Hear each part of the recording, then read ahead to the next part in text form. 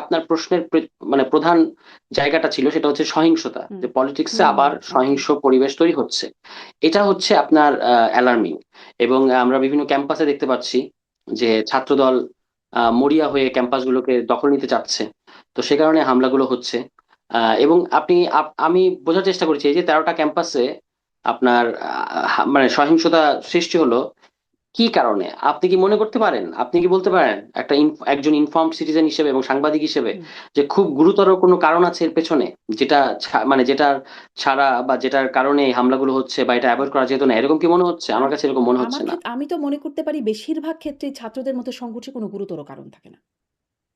Exactly. তাহলে এটা তো ছাত্রদলকে আহ তারা যেহেতু সরকারি ছাত্র সংগঠন, দেখুন তাদের একটা মানে একটা ভেতরে একটা পীড়া কাজ করছে আমার মনে হয়। সেটা হচ্ছে যে তারা সরকারি ছাত্র সংগঠন, কিন্তু ঠিক সরকারি ছাত্র সংগঠনের মতো একচেটিয়া আচরণটা তারা করতে পারছে না। রেজিস্ট্যান্স হচ্ছে ছাত্রদের দিক থেকে।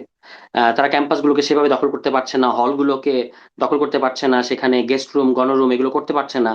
ফলে তাদের মধ্যে ওই যে সরকারি ছাত্র সংগঠনের যে একটা গরম ব্যাপার, এটা না দেখাতে পারার একটা কষ্ট তাদের মধ্যে আছে। হুম। এই কারণে তারা মাঝে মাঝে সুযোগ পেলেই, মানে তুই জল ঘোলা করলি কেন টাইপের একটা ছুতা ধরেই আপনি দেখবেন সুযোগ পেলেই তারা হচ্ছে খুবই সহিংস হয়ে ওঠে। তারা ডাকসুর নেতৃবৃন্দের উপর একবার থানায়, একেবারে শাহবাগ থানায় হামলা করেছে। এবং এখনো আবার এগুলো আমরা দেখতে পাচ্ছি, এবং সেখানে শুধু ছাত্রদল না, যুবদলও যুক্ত হচ্ছে। হুম এই যুবদল নেতা নয়ন, তাকে আমরা দেখেছি হেলমেট পরিহিত অবস্থায় হুম। আমাদেরকে সেই ছাত্রলীগ যুবলীগের স্মৃতিগুলো মনে করিয়ে দিয়েছেন তিনি। তাকে ধন্যবাদ দেওয়া উচিত হবে কিনা বুঝতে পারছি না, যে তাকে যে আমরা হেলমেট অবস্থায় দেখলাম, এটা তো আমাদেরকে সেই স্মৃতিটা মনে করিয়ে অনেক দিয়েছে। স্মৃতি মনে তো পড়ছে। এগুলো সারোয়ার তুষার আরেকটু যোগ করি। এই স্মৃতি মনে করার ব্যাপারে হ্যাঁ, মানে ছাত্রলীগকে যেভাবে হেলমেট বাহিনীর মধ্যে পুলিশের মতো দেখা যেত, এই হেলমেট বাহিনীর নামই হয়ে গেছিল। পরে অবশ্য জানা গেছে যে সেখানে অনেক গুপ্ত আরো অনেকেই ছিলেন। কিন্তু ছাত্রলীগ ছিল পুলিশের হেলমেট বাহিনী হিসেবে। তারপরে এখন দেখা যাচ্ছে আপনি বলছেন হ্যাঁ, ছাত্রদল আছে।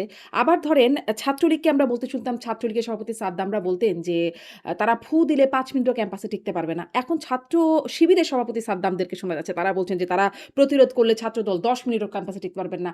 মানে কথাবার্তা যদি ছাত্রদলেরটাও দেখি ছাত্রলীগের মতো মনে হচ্ছে, ছাত্র শিবিরেরটাও শুনলে ছাত্রলীগের কথার সাথে মিলছে। পার্থক্যটা কোথায় তাহলে? কথায় মিললেও এখনো পর্যন্ত ছাত্র শিবির ছাত্রলীগের মতো এরকম বেপরোয়া কিংবা এরকম সন্ত্রাসী আচরণ এখনো পর্যন্ত করে নাই। এবং সেটার ক্যাপাসিটি তাদের আছে কিনা এটা নিয়ে আমার সন্দেহ আছে। কারণ ছাত্রলীগের এই সন্ত্রাস করার যে ক্যাপাসিটি, এটা অনন্য। এটা খুব বেশি সবার মধ্যে আপনি এটা পাবেন না। এই কারণে দেখবেন ছাত্র দল পর্যন্ত হিমশিম খাচ্ছে। তারা সন্ত্রাস সহিংসতা করতে যাচ্ছে, কিন্তু এরকম একচেটিয়া সন্ত্রাস সহিংসতা করতে পারছে না, যেটা ছাত্রলীগ অত্যন্ত কনফিডেন্সের সাথে কবিতা লিখতে লিখতে, ওই যে আপনি যার কথা বললেন সাদ্দাম, এখন তো পালিয়ে আছেন। তিনি তো কবিতা লিখতে লিখতে সন্ত্রাস করতেন। একদিকে কবিতার বিভিন্ন উক্তি মুখস্থ করে সেগুলোকে ঝেড়ে দিতেন বিভিন্ন জায়গায়, আবার সন্ত্রাসও করতেন। এমনকি ডাকসুর 2 তলা থেকে ছুঁড়ে ফেলেও দিয়েছেন, ছাত্র মেরুদণ্ড ভেঙে ফেলেছেন, এগুলো ঘটেছে। কিংবা চোখ উপড়ে ফেলেছেন। এগুলো অনেক হ্যাঁ, ঘটনা আছে, এখনো তো পিটিয়ে চোখ মেরে উপড়ে ফেলেছেন। ফেলছেন, পিটিয়ে শেষ ফেলছেন। নাই। মেরে হয়তো ফেলে নাই এখনো পর্যন্ত। কিন্তু পিটাপিটির ঘটনা তো চলছেই। হেলমেট অবশ্যই এটাই তো পরিহিতভাবে খারাপ, এটাই তো সেটাও বলছি। চলছে। হ্যাঁ। অবশ্যই এটাই তো খারাপ, এবং এটাই তো বারবার বলছি যে এই জায়গাটায় যাওয়া যাবে না। পলিটিক্সকে ডিসেন্ট জায়গায় রাখতে হলে আমাদেরকে গণতান্ত্রিক সংলাপের মধ্যে থাকতে হবে। হুম। এবং একটা গ্রহণযোগ্য ছাত্র রাজনীতির রোডম্যাপ ছাত্রদের তৈরি করা উচিত। এটা ছাত্র ইস্যু, কিন্তু জাতীয় রাজনীতিতেও ধরেন এই হবিগঞ্জের ব্যাপারটা তার শুধু ছাত্রদের ইস্যু না। সেখানে আমরা তো পুরো দেখলাম যে অস্ত্রশস্ত্র সহ পুলিশের সাথে আমরা বিএনপি ছাত্র দলের নেতাদেরকেই অবস্থান করতে দেখেছি, আমি নিজেও সেখানে হুম। গিয়েছিলাম। এবং পুলিশ যেভাবে আমাদেরকে বাধা দিল, মানে আমরা আক্রান্ত পক্ষ, কিন্তু আমাদেরকেই কর্মসূচি করতে বাধা দিয়েছে। যারা আক্রমণকারী তাদেরকেই তারা সুরক্ষা দিয়েছে। তো সেই একই দলীয় আচরণ তারা করে যাচ্ছে বা করতে বাধ্য হচ্ছে, এটা বলাটা আরো ভালো হবে। কারণ এখানে তো পুলিশ সংস্কার যে কমিশন গঠন করার কথা, যেটাতে বিএনপির নোট অফ ডিসেন্ট নাই, সেটা বিএনপি বাস্তবায়ন করছে না। তো এই কারণে আপনার সার্বিক দিক থেকে এই ঘটনাগুলো ঘটতে হুম। পারছে, এবং পুলিশ যে পুলিশ তো নিউট্রালি সবখানেই আসলে নীরব থাকছে। ধরেন রাকসুর ঘটনাতেও যেটা দেখা গেল, পরবর্তীতে অবশ্য দেখলাম কিছু মামলা-টামলা হয়েছে। কিন্তু রাকসুতেও আম সেখানে যে সালাউদ্দিন আম্মার তিনি ছাত্রলীগ বলে ৩ জন শিক্ষার্থীকে বেধড়ক পেটাচ্ছেন বা শিবিরের আরো কর্মীরা পেটাচ্ছে। পুলিশ এবং প্রশাসনও সেখানে দাঁড়িয়ে, দাঁড়িয়ে দেখছে এবং পরে দেখা যাচ্ছে সে যারা মার খেয়েছে তাদেরকে গ্রেপ্তার করে নিয়ে যাচ্ছে। আ ওই একই রকম ভূমিকা না পুলিশের?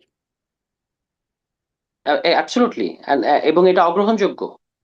আহ, মানে ওই যে আপনি বললেন যে গ্রেফতার করে নিয়ে যাচ্ছে, তাহলে যদি ছাত্রলীগ হয়েই থাকে, মানে যাদের কার্যক্রম নিষিদ্ধ, তাদেরকে স্রেফ পুলিশের কাছে সোপর্দ করতে হবে। কিন্তু এই যে আমি নিজে মারলাম বা আমি নিজে অস্ত্র হাতে তুলে নিলাম, লাঠিসোঁটা হাতে তুলে নিয়ে মারতে চেষ্টা করছি কার্যক্রম নিষিদ্ধ সংগঠনের কাউকে, এটা কিন্তু আমার অধিকার না, বা এটা আমাকে কেউ আহ আহ, মানে এই এই এটা আমাকে অ্যালাউ করে না বাংলাদেশের আইন। ফলে বিশ্ববিদ্যালয়ের যারা ছাত্র সংসদে যারা নির্বাচিত, যেমন আপনি যে ঘটনার কথা উল্লেখ করছেন, সেখানে যার নাম আসলো তিনি তো নির্বাচিত ছাত্র সংসদের জিএস। ফলে তাদেরকে এগুলো খেয়াল রাখতে হবে, এবং এটার ক্ষেত্রে যেখানে যেখানে আইনের ব্যত্যয় ঘটেছে না, আইনানুগ ব্যবস্থা নিতে হবে। এ ব্যাপারে আহ কোনো যুক্তিতর্ক নাই। মূল বক্তব্যটা হচ্ছে যে আপনি আইনের শাসন প্রতিষ্ঠা করেন, এবং আইন যে একটা ব্লাইন্ডলি কাজ করে, ব্লাইন্ডলি মানে সে দেখে না এটা সরকার না এটা বিরোধী দল না এটা কে, সে শুধু অপরাধীকে চেনে, ঠিক আছে? সেই সেরকম আইনের শাসন আমরা প্রতিষ্ঠা প্রতিষ্ঠা করতে চাই। কিন্তু সরকার যখন নিজেই রাজনীতিকরণ করে সবকিছুকে, হ্যাঁ, তখন তো আপনি পারবেন না। তখন আপনি যখন আপনি আপনার ছাত্র সংগঠনকে প্রোটেকশন দেবেন, তখন আপনি আরেকটা ঘটনায় পারবেন না, তখন সেটা সিলেক্টিভ হয়ে যাবে, হুম। সিলেক্টিভ মনে হবে। কিংবা এখন যেটা আবারও শুরু হয়েছে যে আপনার ফেসবুক স্ট্যাটাসের কারণে বিভিন্ন জায়গায় গিয়ে পুলিশ গ্রেফতার করছে, মারধর করছে, হ্যাঁ, এবং কটূক্তির, আমি যেটা একটু আগে বললাম যে কটূক্তির অভিযোগে ডিজিটাল নিরাপত্তা আইনে গ্রেফতার করা, এটা আওয়ামী লীগ আমলে আমরা বিপুল পরিমাণ দেখেছি, এবং এগুলো আওয়ামী লীগের জন্য কিভাবে বুমেরাং হয়েছে সেটা এখন আর বলার হুম। দরকার নেই, বলার অপেক্ষা রাখে না। কিন্তু যেটা আপনার কটূক্তি, আপনি বলেছেন কটূক্তির জাস্টিফিকেশন কি? কটূক্তির কোনো জাস্টিফিকেশন নাই। কিন্তু আজকে যদি আপনি কটূক্তির কারণে গ্রেফতারটাকে আমরা জাস্টিফাই করি, কালকে ভালো কথাকেও কটূক্তি বলা হবে, ঠিক আছে? এই কারণে, আর তাছাড়া আমাদের এখানে এই এই আইনগুলো অত্যন্ত পিউনিটিভ আইন হয়ে থাকে, মানে ফৌজদারি আইন করা হয়ে থাকে। বা পৃথিবীর বিভিন্ন দেশে আপনি যেখানে আছেন কিংবা উন্নত দেশগুলোতে এটা কি হয় যে এটা হচ্ছে সিভিল অফেন্স। সিভিল অফেন্সকে তো আপনি ক্রিমিনাল অফেন্সের আইন দিয়ে ডিল করতে পারবেন না। তো এখানে এই আইনগুলো করাই হয় শাস্তি দেওয়ার উদ্দেশ্যে এবং বিরোধী পক্ষকে দমন করার উদ্দেশ্যে, মত প্রকাশের পরিসরটাকে সংকুচিত করার উদ্দেশ্যে। হুম। এগুলো থেকে সরকারকে বের হয়ে আসতে হবে, কিন্তু তারা, আমার কাছে মনে হচ্ছে একটা চোরাবালির মধ্যে পড়ে গেছে। এবং এখানে চোরাবালিতে পড়লে যেটা হয় যে আপনাকে যদি আমাকে যদি আপনি বালি চাপা দেন, তাহলে আমি যদি একটু কুস্তি করতে থাকি আমি উঠতে পারবো একটা সময় হয়তো কোনো না কোনো ভাবে। কিন্তু চোরাবালিতে যদি আমি নড়চড় করতে থাকি আমি আরো তলাতে থাকবো। তো এই যে আষ্টে পৃষ্ঠে একটা ঘটনার সে আরেকটা ঘটনা, এইভাবে আষ্টে পৃষ্ঠে সরকার যে তলায় যাচ্ছে, এটা খুব অ্যালার্মিং। এবং আমরা এখানে বিএনপি সরকার যেহেতু নির্বাচিত সরকার, আমরা চাই যে তারা তাদের মেয়াদ পূর্ণ করুক, কিন্তু সেখানে সুশাসন, আইনের শাসন, আহ কর্মসংস্থান, যেগুলো মানুষের ফান্ডামেন্টাল ইস্যু, মানে যেগুলো ফেক ইস্যু সেগুলো না, যেগুলো মানুষের মৌলিক ইস্যু। ছাত্ররা ক্যাম্পাসে মারামারি করছে কিনা এটা নিয়ে মানুষ আগ্রহী না, হুম। জনগণ আগ্রহী না। জনগণ আগ্রহী হচ্ছে জ্বালানি তেল, এটার দামটা নিয়ন্ত্রণে আছে কিনা, দ্রব্যমূল্য নিয়ন্ত্রণে আছে কিনা, আপনি বলেছেন 1.5 বছরে 1 কোটি চাকরি দেবেন, আপনি সেটা দিতে পারছেন কিনা, আপনি রাষ্ট্রীয় প্রতিষ্ঠানগুলোকে সংস্কার করছেন কিনা, ইত্যাদি ইত্যাদি। এগুলো হচ্ছে মানুষের আকাঙ্ক্ষা।